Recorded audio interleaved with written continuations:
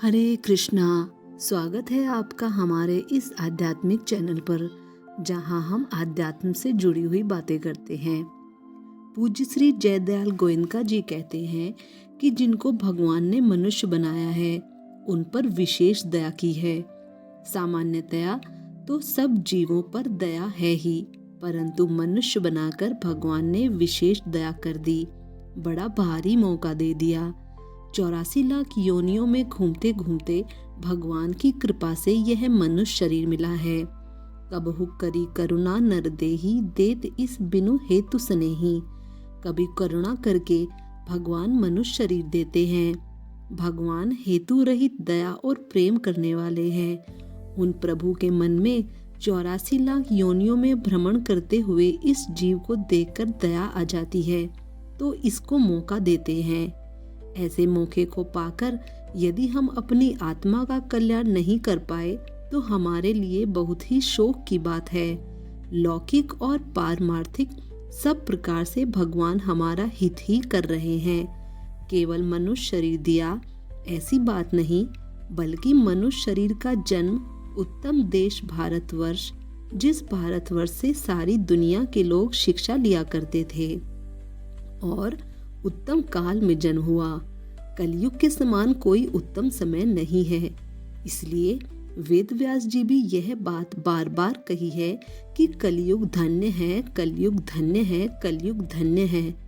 इस विषय में ऋषियों ने पूछा कि महाराज, आपने कलयुग को धन्यवाद कैसे दिया?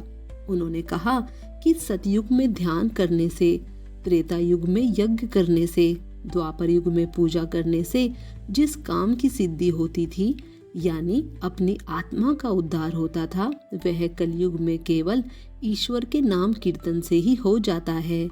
इसलिए कलयुग सबसे बढ़कर है। दूसरी विशेष बात यह कही कि कलयुग में अवगुण भरे हुए हैं। यह अवगुणों की खान है, किंतु इसमें एक विशेष गुण है कि कलयुग में जो भगवान की भक्ति करता है वह तर जाता है। तीसरी बात यह विशेष कही कि सतयुग में 10 वर्ष साधन करने से, त्रेता युग में 1 वर्ष साधन करने से, द्वापर में 1 महीना साधन करने से जो कार्य की सिद्धि होती थी, उस कार्य की सिद्धि कलयुग में 1 दिन में हो सकती है।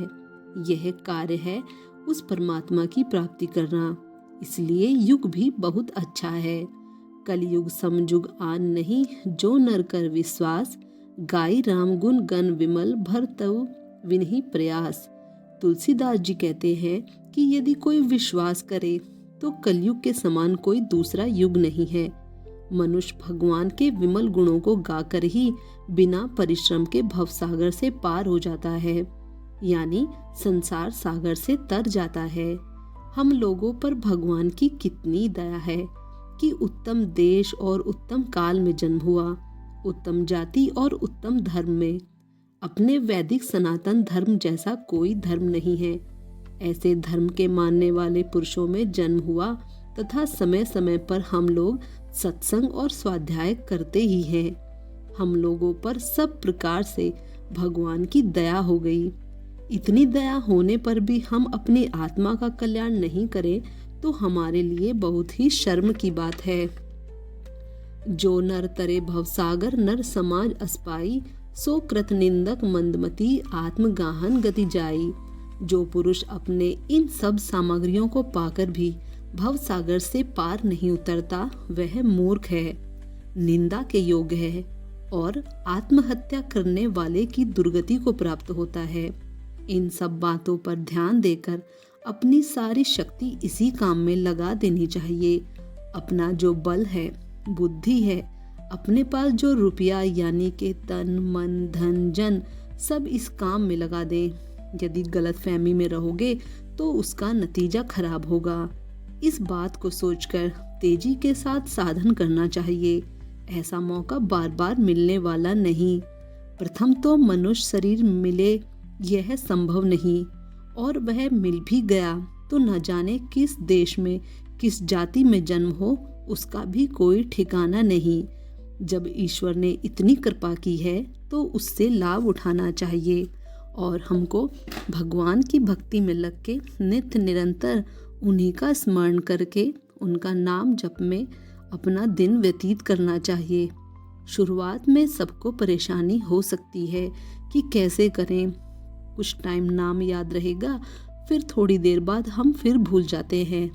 परंतु यदि हम एक नियम बना लें कि मुझे इस टाइम पे ये काम करना है, यानी कि नाम जपने का प्रयास करना है, तो धीरे धीरे यह आदत हमारी स्वाभाविक बन जाती है और हम भक्ति के पथ पर आगे बढ़ने लगते हैं।